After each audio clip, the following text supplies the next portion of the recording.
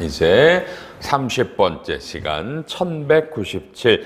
지난 시간에 중소기업을 창업했을 때 감면, 그게 아니라 그냥 일반적인 중소기업의 특별세 감면, 감면율들, 최초로 소득이 발생하는 연도, 그다음에 제조, 도소매 등을 안분해서 이렇게 하는 것들, 소득구분 계산서 작성 요령 이런 거 하셨어요? 아무것도 아닙니다. 산수라고 보시고요. 이제 3번은 중소기업이나 중견기업들이 특허권 등, 그죠? 이걸 기술을 이전하거나 이걸 취득을 하면 감면하는데, 만가로 1번에 중소나 중견기업이 내가 만들어낸 특허권, 실용신앙권 이런 것들을 남한테 넘겨요. 팔아요. 팔면 처분 이익이 생기겠죠. 그 처분 이익에 대한 해당되는 법인세에게 50%를 감면해 준다. 특수관계인에게 판 건 안 되는데, 원래 특수관계인은 1% 이상의 주주인데 맨 밑에 각주 18번에 보면 이 특수관계인의 정의는 1%가 아니라 소액주주를 30%로 놔요. 그러니까 30%가 안 되는 쪽의 주주는 이건 특수관계인에 안 걸린다 이 뜻으로 갑니다. 이 조문은요. 이런 걸 조심해 줘서 되고요. 요 특허권들을 양도하에 따른 법인세는요, 그죠? 소득에 포함되어 있잖아요. 그러니까 전체 법인세, 산출세에다 이렇게 과표해서 처분이익에 해당하는 거, 거기에 50%가 감면이고요. 넘기셔서 그 다음에요. 가로 2번은 없어졌어요. 폐지된 거고요. 옛날에 살 때 빼줬는데 넘어갔고요. 3번은 이걸 남한테 빌려줘요. 특허권들을 남한테 빌려주고 돈을 받아요. 그건 25%를 감면해 줍니다. 가운데주 당연히 최저한세 걸리시고요. 이건 농특세가 안 내. 하여튼 이건 뭐냐? 중소기업이면 농특세를 안 내는 거예요. 중소기업이면요. 알아놓아 주시고요. 다음에 4번.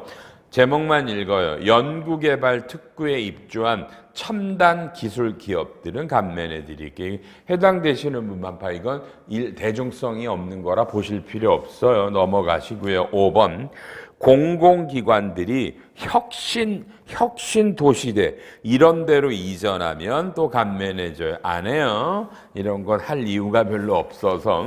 다음에 1200. 이건 이제 중요한 거예요. 여러분 이런 건. 자, 이건 6번. 수도권 밖으로 공장을 이전하는 기업이에요. 수도권은 서울, 인천, 경기도죠. 그러니까 수도권 안에 있는 공장을 수도권 밖으로 이전하면 아주 굉장히 오랫동안 감면을 해주나 봐요. 그래서 이거는요. 감면 배제 사업을 영위하지 않는다. 오른쪽에 반가로 3번에 부동산 임대업, 부동산 매매업 요런 거, 소비성 서비스업 요런 거는 지방으로 가도 감면이 안 된다. 공장을. 왼쪽에 가서 공장을 이전하면, 그래서 내년 연말까지 사업을 개시하여야 합니다. 그렇죠? 그 다음에 공장을 신축을 하려면 공장 부지를 내년 연말까지 보유하고 땅을 갖고 있고요. 2025년까지. 그리고요. 요게 법인세 신고할 때 이런 이전 계획서를 제출하면 이건 2028년까지 사업을 개시해도 된다. 왜냐하면 공장을 이전해서 바로 공장을 하기는 어렵잖아요. 만들어야 되니까.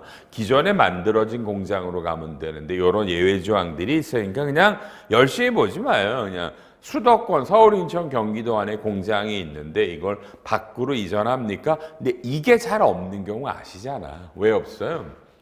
이게 이전하면요. 사람을 못 구한대요, 여러분요. 사람을 못 구한대요. 수도권 밖으로 가면 참 문제네요. 그래서 어쨌든 법으로는 수도권 안에 있는 인구를 분산해야 되잖아요. 그러니까 수도권 안에 있는 서울, 인천, 경기도 안에 있는 공장을 그 밖으로 이전하면 엄청난 감면 이런 걸 해주겠다라는 거고, 요건이 중소기업이고 이런 말 없잖아요. 내려가면 다 해줄게요. 그 다음에 감면 요건을 보면, 자, 1번 수도권 과밀 억제 권역에 3년 또는 중소기업은 2년 이상 계속해서 공장을 하고 있어요. 그러니까 수도권 과밀억제 권역 안에 있는 공장을 수도권 과밀억제 권역 밖으로 가라는 거예요.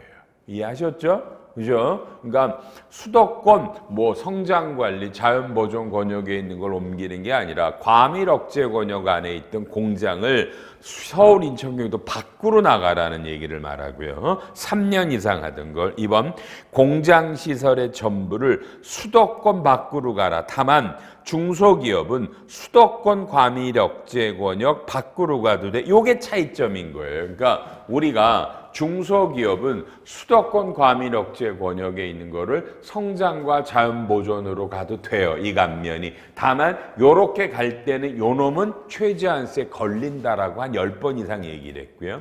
일반적으로 수도권 과밀억제 권역 안에 있는 거를 수도권, 서울, 인천, 경기도 밖으로 나가는 건 최저한세 안 걸립니다. 그러니까 중소기업만 수도권 과밀억제 권역을 같은 수도권 아닌 성장이나 자연보존으로 올라가는 건 요건 해주는데 최저한세 걸려요. 오른쪽에 3번에 중소기업이 공장을 수도권 안으로, 그러니까 수도권 과밀억제 권역 성장이나 자연보존으로 이전하면 본점이나 주사무소가 수도권 과밀억제에 있을 때는 본사도 함께 이전해야 된다. 그러니까 중소기업은 혜택을 줬잖아요. 나머지는 다 수도권 밖으로 가야 되는데 중소기업은 수도권 과밀억제 권역 밖에 성장이나 자연보존을 해주니까 이럴 때는 본사도 같이 가야 된다. 예외니까 큰 혜택이거든요.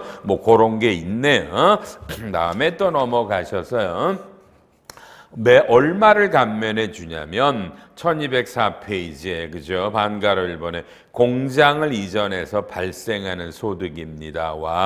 요 놈은 기본적으로 뭐예요? 보통 한 5년 정도까지는 5년 안에 이제 이걸 100% 감면이에요. 이건 정말 대단하죠? 이건 대단해서 동그라미 1번에 수도권에서 요런 놈들로 가는 건 5년이고요. 동그라미 2번에 이런 데는 가에 가면 7년, 5년, 또 3번은 10년. 그러니까 5년, 7년, 10년 대단해요. 여러분 100% 감면이잖아요. 100% 감면. 다만 그러니까 이걸 또 이제 우리가 아까도 참 그 얘기를 안 했구나. 여러분에게 그 얘기를 뭐냐면 자 이리 오세요. 많은 데를 보면 아까 중소기업을 창업하면 감면이 되는데 이게 원래 수도권 그죠? 밖에서 과밀억제 권역 밖에서 창업을 해야 되잖아요.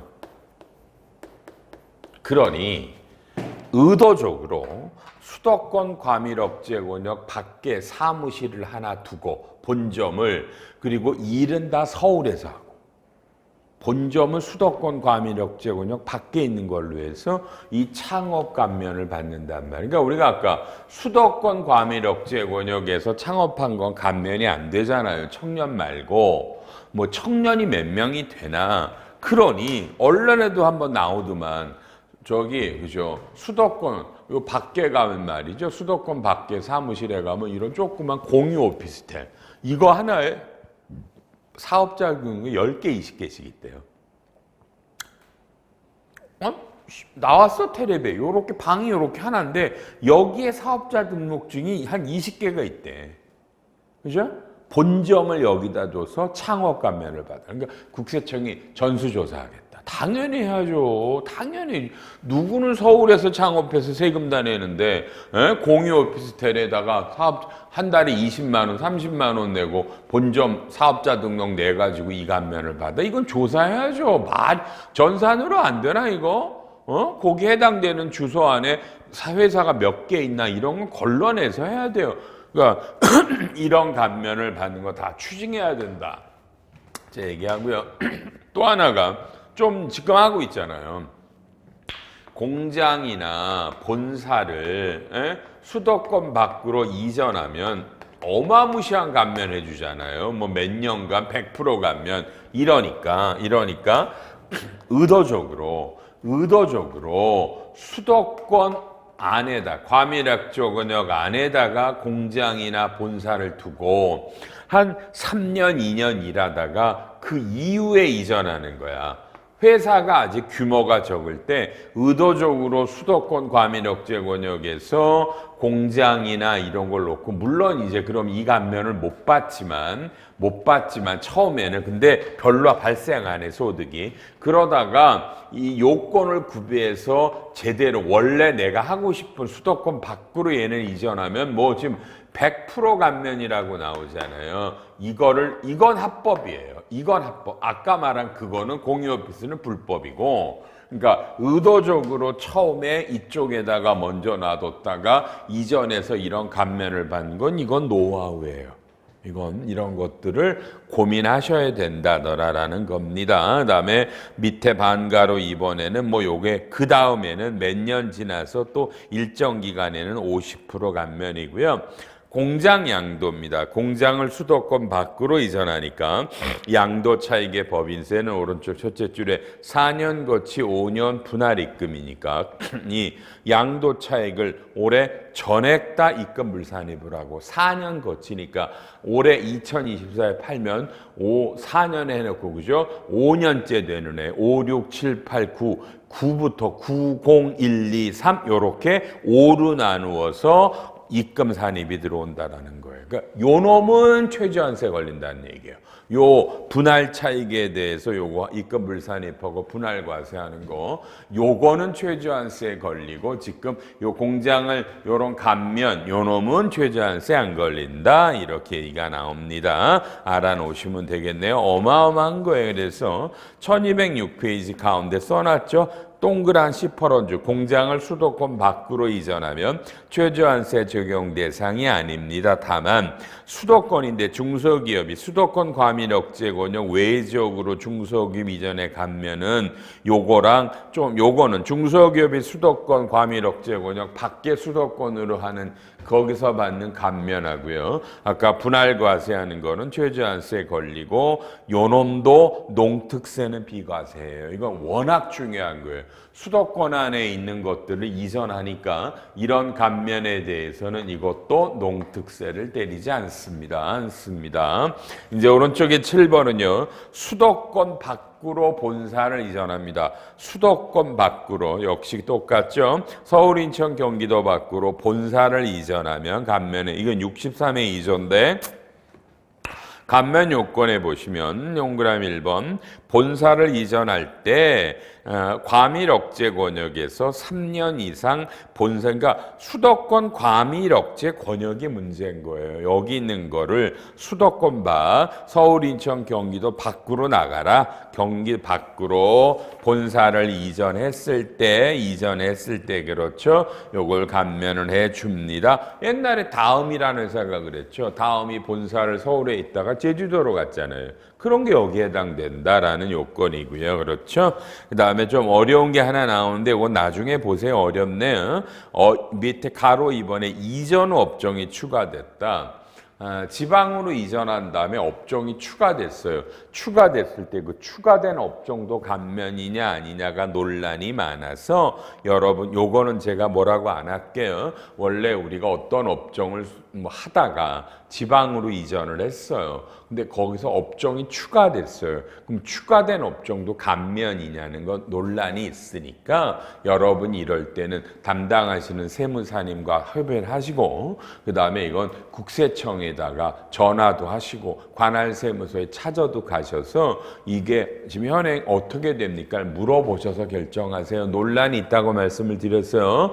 우리가 원래 이런 업종을 하다가 밖으로 공장이나 이런 본사를 이전했을 때 감면해 주는데 우리가 안 하던 업종을 지방 가서 추가로 했을 때 그놈도 감면이 되는가에 문제가 있다더라. 한번 꼭 검토해 주시고요. 그다음에 역시 분할과세는 똑같아요. 1211 양도차익도 역시 4년 거치 5년간 분할과세합니다. 양도차익은요.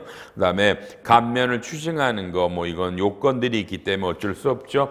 지방으로 갔다가 다시 다 사람들이 들어온다 이러시면 안 되니까 해당되면 읽어보시고요. 1212의 넷째 줄에 시퍼런 거 요거는 자 본사를 수도권 밖으로 이전하는 것도 최저한세 안 걸려요. 최저한세 안 걸리는데 아까 분할과세 있었죠. 4년 거치 분할하는 거. 그 분할과세는 최저한세 걸리시고요. 농특세는 비과세입니다. 그러니까 공장을 지방으로 이전하거나 본사를 지방으로 갈 때 농특세는 안 내고 원칙이 최저한세도 안 걸리는 어마무시한 혜택이 있습니다. 어마무시한 혜택이 있으니까 다만 여기에 해당되는 기업이 몇 개인지는 잘 모르겠어요. 서울에 와도 사람을 구하기 어렵다라는데 수도권 밖으로 나갔을 때 사람을 해서 잘 해당되는 게 없는 것도 현실이긴 합니다. 이제 그냥 읽습니다. 8번 1214 농공단지로 이런 데다 입주하면 감면해 드립니다. 9번 농업회사 법인 감면해 드립니다. 사회적 기업도 감면해 드립니다. 소형주택 임대사업자도 감면해 드립니다. 위기지역에 창업하신 분부터 감면해 드립니다. 감염병 특별재난지역에 소재하는 중소기업도 감면해 드립니다. 산림개발하면 감면해 드립니다. 해외 진출한 기업이 우리나라로 다시 복귀합니다. 이런 것도 감면해 드립니다. 그 다음에 제주자 들어가는 데, 제주도에 들어가는 데도 상당히 많이 감면이 됩니다. 19번 기업 도시개발구역에 창업하는 기업도 감면해 드립니다. 이런 거 너무 많아서 하는 거 아니에요. 그 다음에 1234 아시아 문화 중심 도시 지역에 이런 데도 감면해 드립니다. 금융 중심지 첨단 의료 복합 단지 입주 기업도 감면해 드리고요. 아까 우리가 1236 창업 중소기업 특별세 감면할 때 우리 도소매와 제조를 갈라고 안분하는 거 요 쉬트를 만드실 수 있어야죠. 소득구분 계산서를 만들어야 되고요. 1240페이지 10초만 쳐다보세요. 보세요.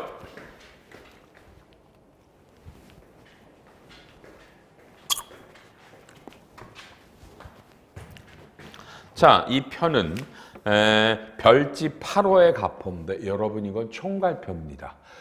총괄표입니다. 그래서 8호 가포를 보시면 우리 회사가 특히 작년에 어떤 세액공제 감면을 받았나가 다 써있죠. 요걸 보고 올해 걸 합니다. 왼쪽에 맨 위에 1번에 보면 최저한세 적용 제외입니다. 그러니까 여기 있는 것들은 최저한세가 적용되지 않습니다. 위에 창업 중소기업 감면, 밑에 공장 본사의 수도권 밖 지역 이전, 좀 이따 나오죠. 맨 밑에 외국 납부 세액 공제, R&D 세액 공제 이런 것들이 최저한세 안 걸리는 거 외우실 필요는 없는 거예요.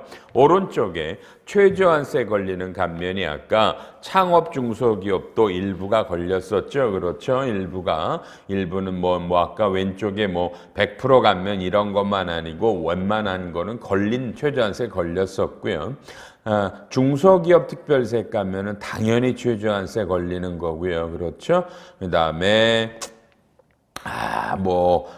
수도권 과밀 억제 권역 밖으로 가는 중소기업 감면 기억나시죠? 아까 공장 요런 것들이 있습니다.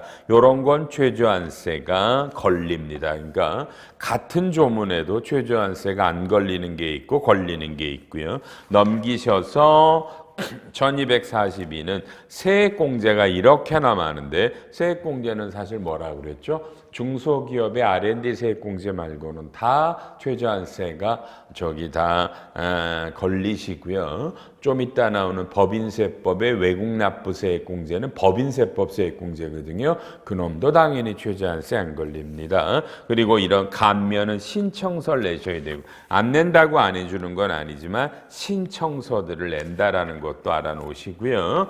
부표들이 많아서 1240 이게 감면세액을 제조나 도소매로 안분해서 계산한 놈들이 있습니다. 다 됐고요. 이제 1249로 갑니다. 세액공제는 법인세법의 세액공제가 3개가 있고 그 다음에가 조특법의 세액공제가 있습니다. 법인세 세액공제는 최저한세도 안 걸립니다. 농특세도 안 냅니다.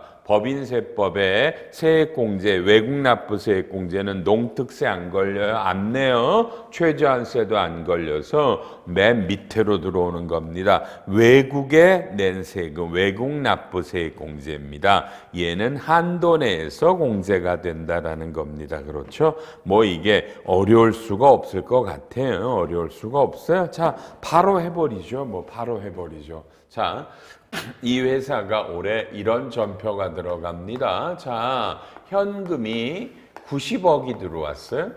90억이 들어왔고요. 대변에요. 로얄티 수익이 들어왔어요. 로얄티를 100억을 받나 봐요. 100억을 받네 봐요. 그렇죠? 숫자 바꾸자. 그렇죠? 그런데 어떤 한국이 있고요. 어떤 다른 외국의 어떤 나라에 기술을 전수하니까 여기서 로얄티가 사용료 소득인데요. 저 외국과 우리나라가 맺은 조세 조약에 제한세율이 15%래요. 그러면 우리한테 85억만 들어온단 말이에요. 이해하셨죠? 그죠? 원천 징수를 하고 들어왔단 말이에요. 15%를. 그럴 때 이 15%, 15억을 여러분은 절대로, 그렇죠? 선납법인세로 놓으시면 안 돼요. 얘는 절대로 여러분 법인세 비용이에요. 법인세 비용이에요. 법인세. 이걸 선납은 우리나라에다 내는 게 선납이에요. 외국이 걷어갔잖아요. 그럼 요게 법인세 비용이고요. 그렇죠? 뭐 당연하게 요 놈은 선금 불산입이 돼요. 다른 법인세랑 맞물려서 똑같이 기타 사회유출로 선금 불산입이 돼서 각 사업연도 소득 과표에는 100억이 들어갔겠네요. 그렇죠?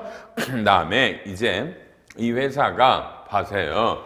이 회사가 각 사업연도 여러분, 각 사업연도 소득은 잘 보실래요? 2,200억이에요.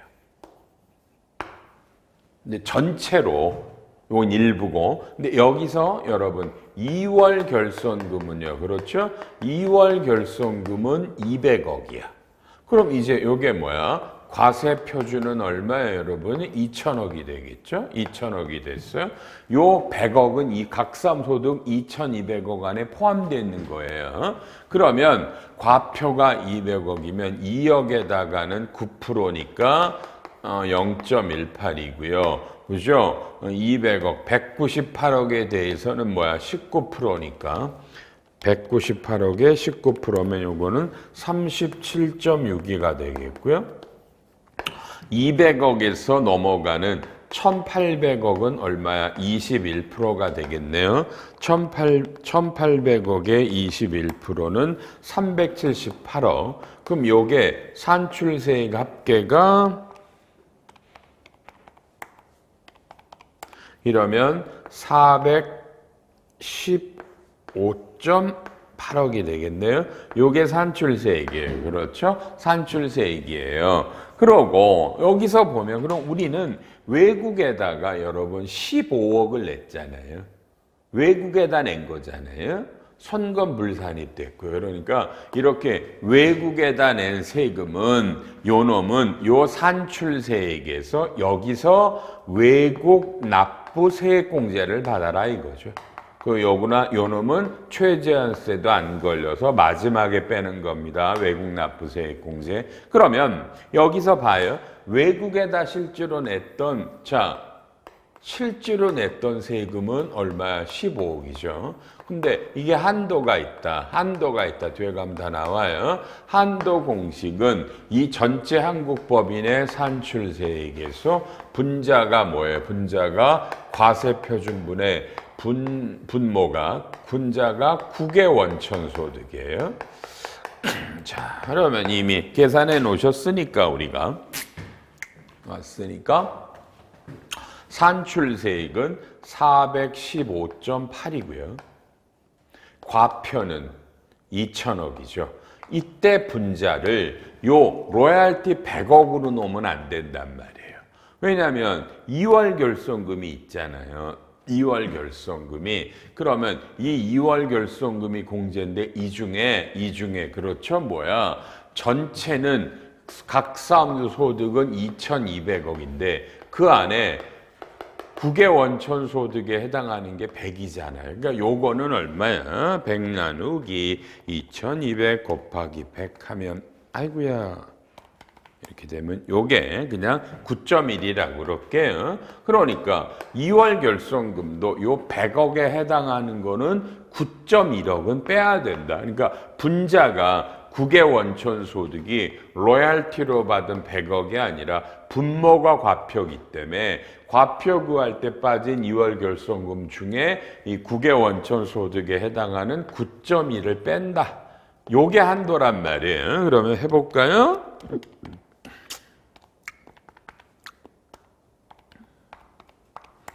이러면 여러분 요게 18억이 나오네. 18.9억이라고 나오네. 이러면 이게 실제로 내가 그죠? 냈던 거에 비해서 요 놈이 많이 더 크죠. 그러면 한도보다 적으니까 15억이 되는 거예요. 근데 여기서도요. 이게 한도가 안 걸리는 이유는 이게 주력적인 게 지금 21%죠.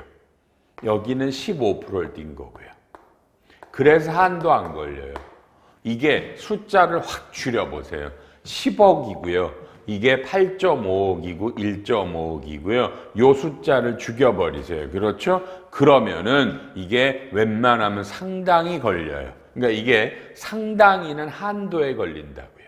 이거보다 이게 더 적어요. 그러면 만약에 어쨌든 요렇게 구하는데 지금 여기서 우리가 요게 한도가 12억이 나와. 지금 다시 이게 한도가 큰 거는 이게 제가 숫자를 키워가지고 세율이 21%가 걸리기 때문에 이 금액이 높았기 때문에 많이 나오는 거예요. 금액이 적을수록 이 15%가 커지니까 한도에 걸려요. 그럼 이게 한도가 12억이면 12억을 외국납부세액공제로 가고 그렇죠? 여기서 뭐야? 3억 원은 2월 된다. 요 외국납부세액공제 한도 초과는 앞으로 10년간 2월 돼요. 10년간 2월 돼요. 그러고요. 우리가 기억나요? 지방소득세 할 때는 법인 지방소득세에서는 어떻게 했어요?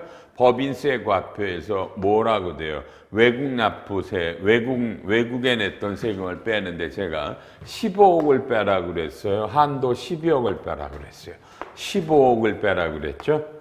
2월 돼도 전체 발생한 걸 빼고 지방소득세 여기에 0.9, 1.9, 2.1을 때리라고 그랬던 거 기억나네요. 요렇게 된다. 그래서 그러면 요렇게 2월이 되는데 2월인데 문제는 이게 조세특례제한법의 세액공제들이 2월 되는 건 내년에 얘부터 먼저 미리 2월 된 게 먼저 공제되는데 요 3억은요 잘 보세요. 올해 공제가 못 받았어. 내년에 외국납부세 공제로 받는 게 아니에요. 내년에도 똑같죠. 그죠? 그러면 내년에도 2025년에 실주로 낸 거에다가 2024년에 2월 된 놈이 포함해서 대상이 되겠고요. 대상이 되고요. 그 다음에 한도 공식은 내년에도 있죠. 그래서 이게 봐요. 내년에는 요게 10억이고 냈던 게 2월 된 게 3억이야. 그럼 해당되는 게 13억이야. 그런데 한도가 만약에 14억이야. 14억이야. 그렇죠?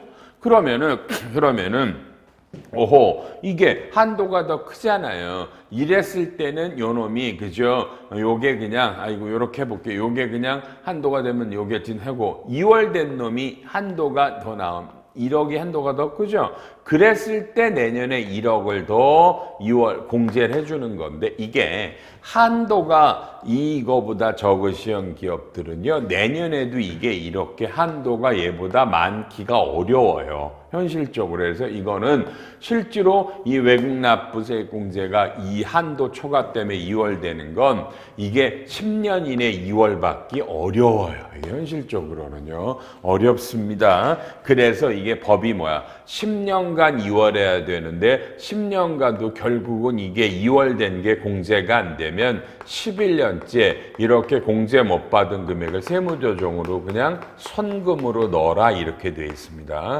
선금으로 넣어라 이렇게 되어 있고요. 다만 회사가 이런 문제가 있겠어요. 뭐냐면 회사가 무조건 이렇게 외국 납부세액을 세액공제로 받는 게 아니라 내가 올해 당분간 상당히 결손이 날 것 같아. 결손이 나면 요놈을 받기가 어려우니 그냥 그래서 이건 교과서 보시면 뭐라고 나와요. 그렇죠?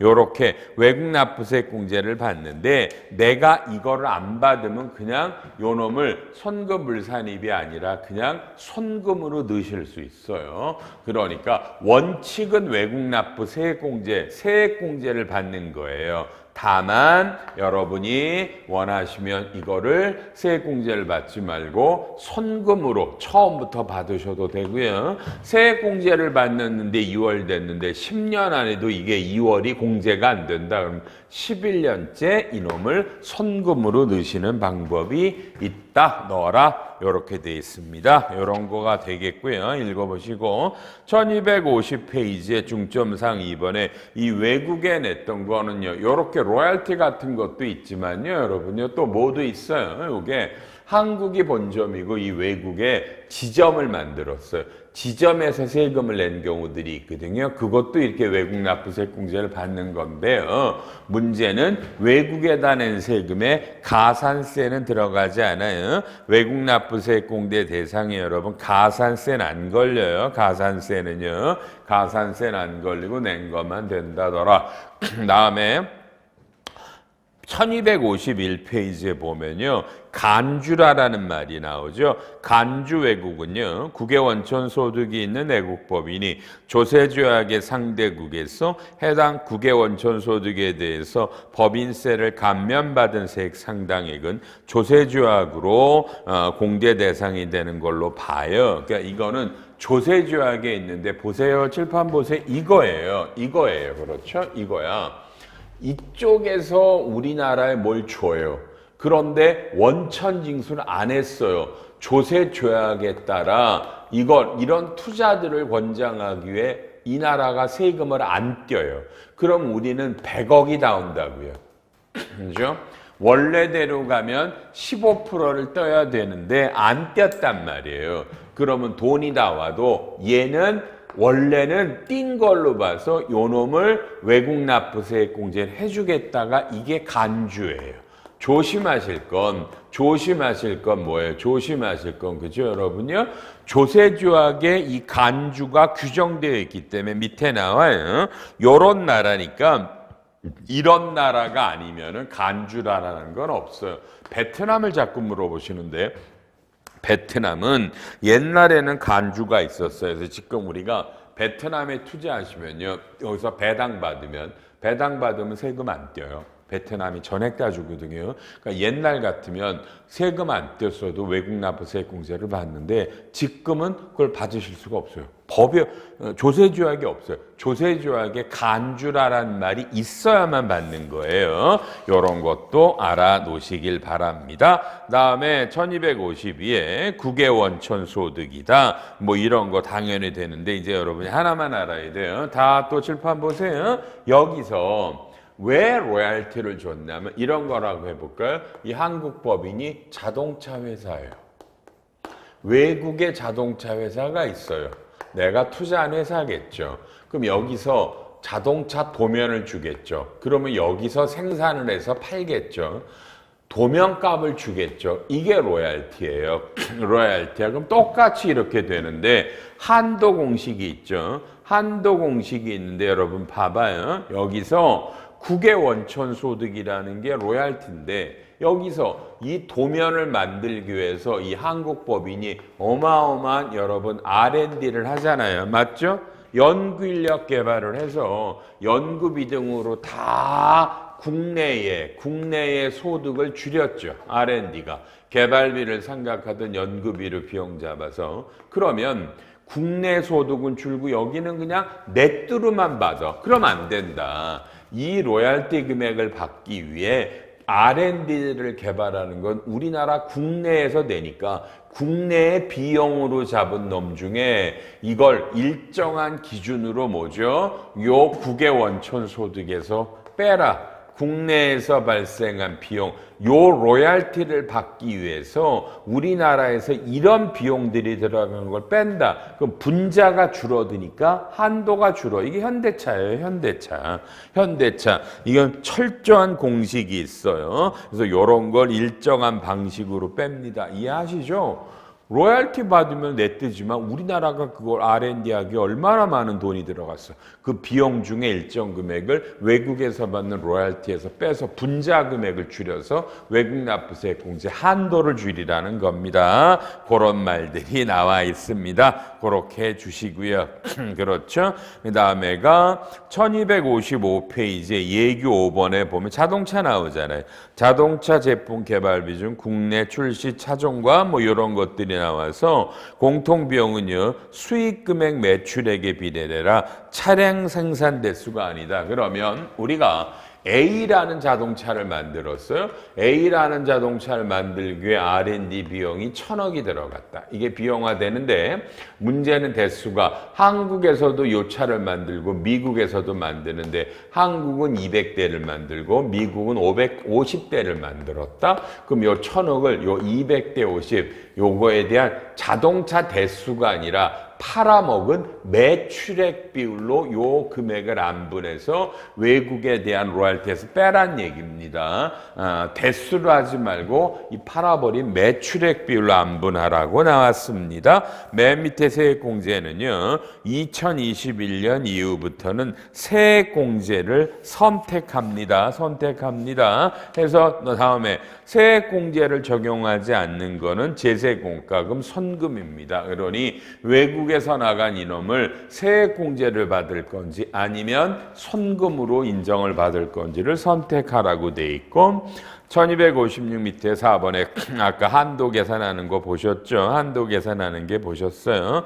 자, 됐나요? 밑에 동그라미 2번에 둘째 줄에 한도 초과되면 10년간 2월에서 공제되는데 이게 10년간 2월 돼도 공제가 추가되기 어렵다 그랬죠? 한번 한도 초과가 나오면 다만 외국 정부에 납부하였거나 납부할 외국 법인세액을 2월 공제 기간 내에 공제받지 못하면 그러면 그 다음 11년째 손금에 집어넣으실 수 있어요. 10년간 2월 돼도 공제가 안 되면 11년째 손금으로 넣어라. 그 다음에 공제 한도 금액을 초과하는 법인세 중에 국외 원천소득 대응 비용과 관련한 외국 법인세 이건 공식이야. 가나에 대한 거는 2월 공제가 안 돼서 이거는 그냥 그 다음 연도 손금이 좀 어렵네요. 요 경우를 말하죠. 이렇게 국내 비용을 뺐을 때 여기에 해당하는 한도만큼은 이건 2월이 안 되고 그냥 다음 연도에 바로 손금이래요. 어려워요.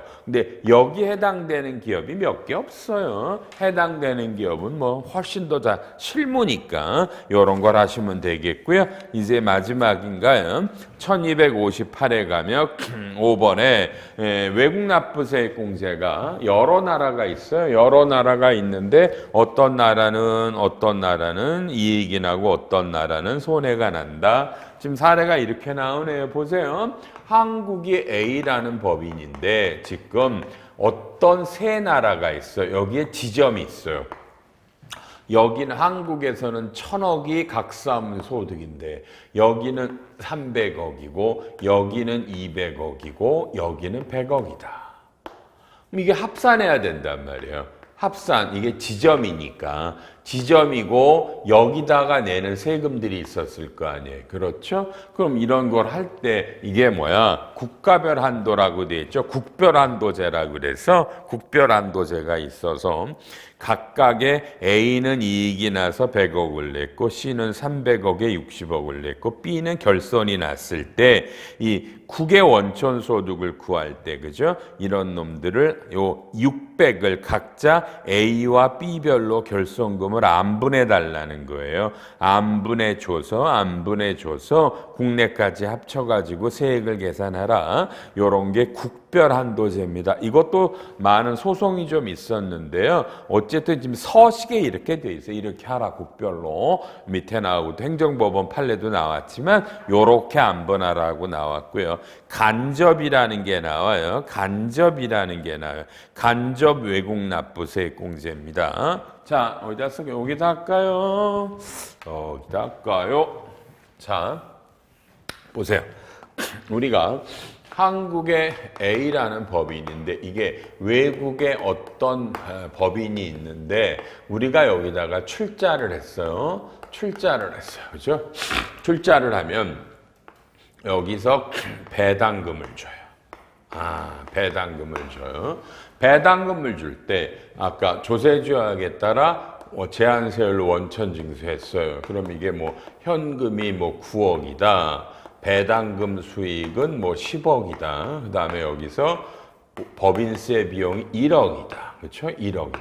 그럼 요 놈이 외국납부세 공제를 받는 놈이라 그랬죠? 요 놈이 그렇죠? 근데 여기서 간접이라는 건 뭐냐면 공식이 이거 이중과세 방지를 위해서요. 여기서 공식이 어디 나와요? 다음 페이지에 나오네. 1260페이지에 이게 법인세에서 소득금액에서 법인세다. 자, 그러면 여기서 배당금을 10억을 줬으니까 여기서 뭐 소득이 뭐다 그죠? 뭐 한 얼마라고 그럴까요? 200억이다. 여기서 법인세는 뭐 10억을 냈다. 그래서 190억이다. 이 중에 줬다. 이러면 공식에 따라 공식이 뭐예요?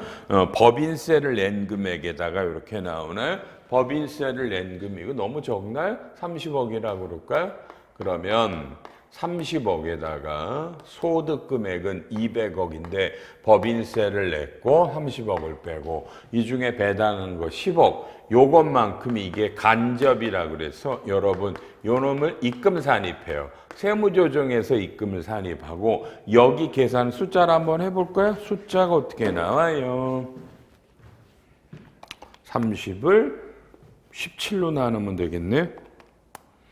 그럼 이게 그냥 1.7이라고 그럴게요. 그러면 요 1.7이 입금 산입되겠죠. 그러면은 우리가 할 때 요건 직접 외국납부세액이고요. 요 놈은 간접이에요. 간접이에요. 그렇죠? 그래서 요 두 놈을 외국납부세액 공제를 받는다 이런 말이에요. 이런 말이에요. 여기서 한도 계산할 때도요. 국외 원천 소득은요. 요 배당금은 요 놈을 말하고요. 여기는 그러니까 공식을 돌아갈 때 분자의 국외 원천 소득은 11.7이 되는 거예요. 외국납부세 공제 대상이 되는 금액은 2.7이고요. 요런 게 간접, 요거는 직접인데 근데 우리가 이미 앞에서 배우셨죠? 우리가 지분을 갖고 있어서 10% 이상 지분을 6개월 이상 갖고 있으면 작년부터 어떻게 돼요? 요 배당금을 95%를 입금불산입한다고 잡으셨죠? 요 95%를 입금불산입을 하면 이거는 요 놈도 외국납부세 공제가 안 되죠. 그냥 손금으로 불산입이고 간접도 계산하지 않습니다. 그러니까 지금 이 배당금 받을 때 간접 외국납부세액은 우리가 배웠던 해외 현지 법인의 주식을 10% 이상 가져서 95% 입금불산입을 여기 해당하지 않는 배당금이면 간접 외국납부세액을 계산해서 입금산입하고 직접과 합쳐서 외국납부세 공제를 받고 분자의 국외 원천 소득은 요놈 10억과 계산한 11.7이 분자로 가서 한도를 계산합니다. 이런 게 간접 외국납부세액입니다. 여러분 이런 거 다 명세서 내셔야 되겠고요. 와 짜증나죠? 짜증나죠? 1265에 천재지변들이 불이 발생했습니다. 그럼 이게 전체 재산의 20% 이상이 상실이 되면 그동안에 안 냈던 세금까지 포함해서 손실세액 공제를 해줍니다. 1266에 회계 처리를 여러분 분식회계를 했어요. 분식회계를 해서 엉터리로 했어요. 나중에 미안해요. 내가 잘못했네요. 돌려주세요. 경정청구하면 안 돌려줘요. 분식회계에서 세금을 많이 냈고 나중에 걸렸으면 경정청구 안 해줘요. 이거는 다만 이런 게 걸렸을 때 거대하게 걸린 요건이 까다롭고요. 이러면 경정은 안 해주지만 옛날에 분식해서 세금을 낸 거를 세액공제로 일정 금액까지로 나누어서 돌려준다 이겁니다. 이제 마지막 2시간은 1267에 조세특례제한법의 세액공제들로 갑니다. 이거는 3가지만 배우시면 됩니다. 연구인력개발비 세액공제, 통합투자세액공제, 통합고용세액공제 요 3가지를 남은 2시간에 걸쳐 강의를 하고 요 모든 추가적인 8시간 강의는 마감이 됩니다. 아셨죠, 여러분요? 자, 저는 2시간만 힘을 내면 되겠네요. 좀 이따가 마지막 31, 32강, 31강에서 뵙죠.